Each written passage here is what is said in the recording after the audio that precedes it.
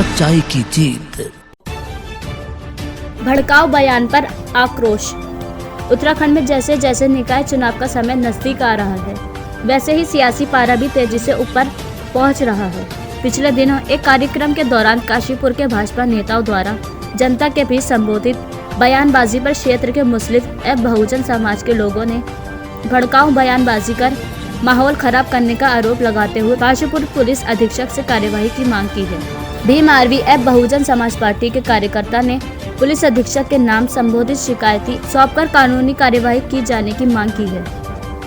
शिकायती पत्र में भीम आर्मी एवं बहुजन समाज पार्टी के कार्यकर्ताओं ने कहा कि 13 अगस्त को विपिन अग्रवाल नामक व्यक्ति द्वारा भड़काऊ बयानबाजी की गई है, जिसमें मुस्लिम समाज तथा बहुजन समाज को अपमानित किया गया और बहुजन महापुरुषों को लेकर गलत टिप्पणी की गई है।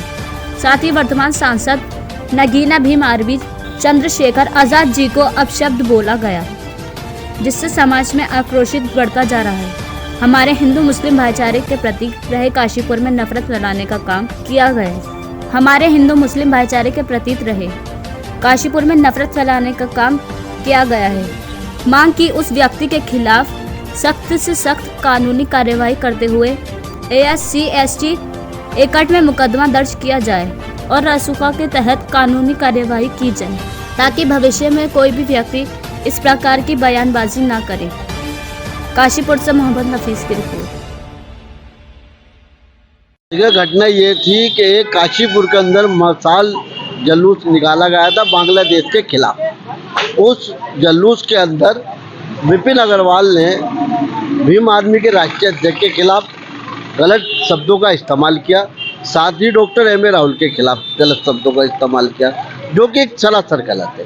हम ये कहते हैं कि वो बांग्लादेश हो या पाकिस्तान हो, XYZ कोई सी भी कंट्री है, किसी भी समाज के साथ अगर गलत होता उसका विरोध होना चाहिए। पर आप किसी एक आदमी को ऊपर टारगेट करें, मुस्लिम का और दलित का। आज पूरे हिंदुस्तान के अंदर मुसलमानों का और दलित का ही शोषण किया जा रहा है, वही काम हुआ। और उसी को नाते हमें जब पता चला तो भीम आर्मी के द्वारा और अंबेडकर सेना के द्वारा हमने कल एडिशनल SP साहब को एक तहरीर दी है। उस तहरीर में ये कहा गया कि विपिन अग्रवाल के खिलाफ मुकदमा दर्ज कराया जाए और उसको जेल भेजा जाए, जिन शब्दों का इस्तेमाल उसने किया है।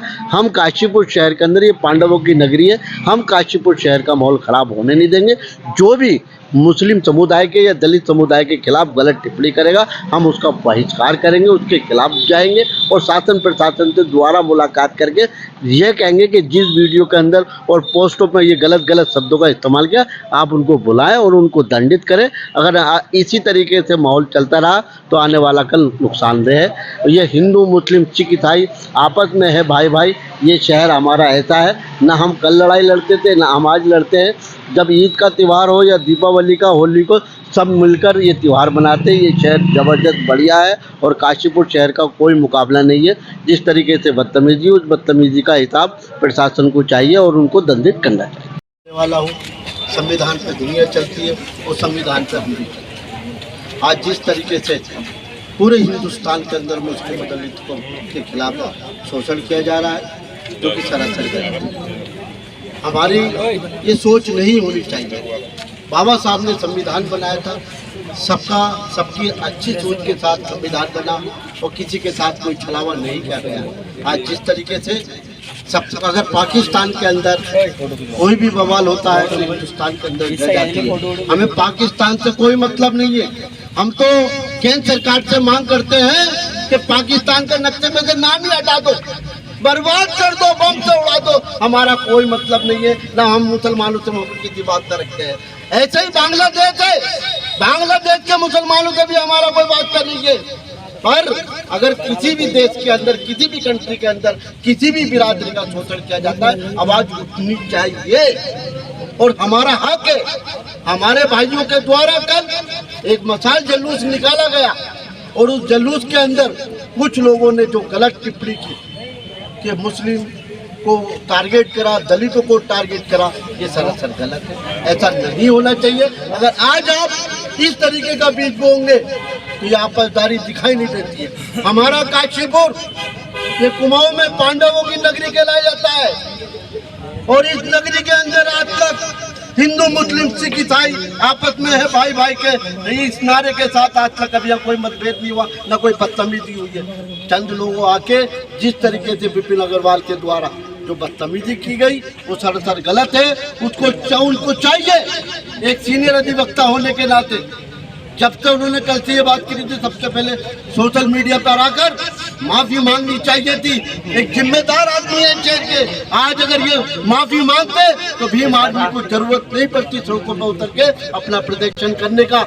ये तो एक सिर्फ हल्का सा हल्की सी स्टार्टिंग है।